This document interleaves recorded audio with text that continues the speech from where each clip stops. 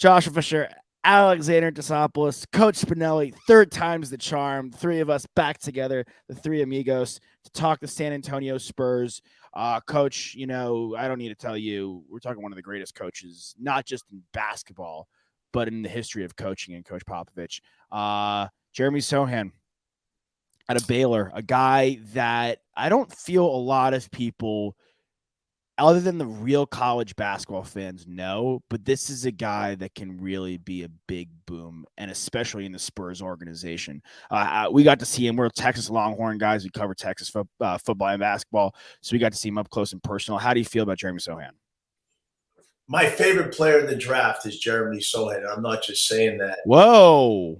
I just think that what he brings to your guys' point is a Dennis Rodman mentality with a much more versatile modern day potential skill set that he'll develop in that tremendous organization that you just referred to, the Spurs. Look, he's a guy that chases every rebound. I mean, he is relentless. His motor, again, if the only player that I've ever seen with that type of motor in terms of going after rebounds in his area, out of his area, offense, defense, has been Dennis Rodman.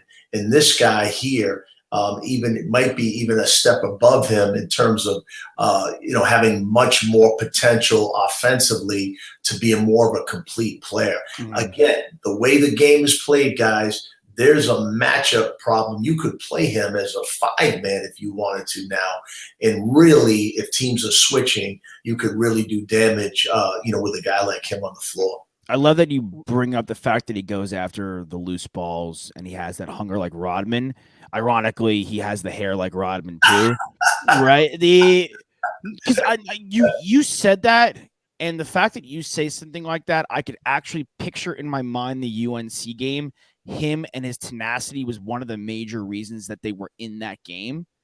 And I think that for me, had that Baylor team been in full tilt, like I think that we're talking a different story here. But we value. I was just saying we value shooting coming into the NBA so much, but everything else that this guy does offensively, I think he's a solid for his size secondary creator with the ball. He's a really good passer for his size. He handles the ball well for 6'9", and I think Coach Spinelli, it's your favorite word here, versatility, defensive versatility. This is a guy in the NBA, if they're running a small ball unit, he can guard 1 through 5, and not many guys can do that. The wing position, is one of the thinner positions in the NBA, and so I think for him to end up in San Antonio, where we saw another, wing guy who started as a defender, was a pretty good scorer, and now is one of the most elite basketball players in the world, in Kawhi Leonard. You got to feel good about this. You got to feel good about this for Jeremy Sochan and what he can become as long as he's willing to continue to put in the work, like Coach mentioned. Yeah. Without question. And you know what, guys? Think about this. Golden State this year, when they really made the change in this season and they turned it around, they played Draymond Green almost like a 0.5 man out there. They went really small, and it changed the whole season. I mean, they went from being a team that, was kind of up and down to being a team that was impossible to match up with. You think about Draymond Green bringing the ball up on a made shot.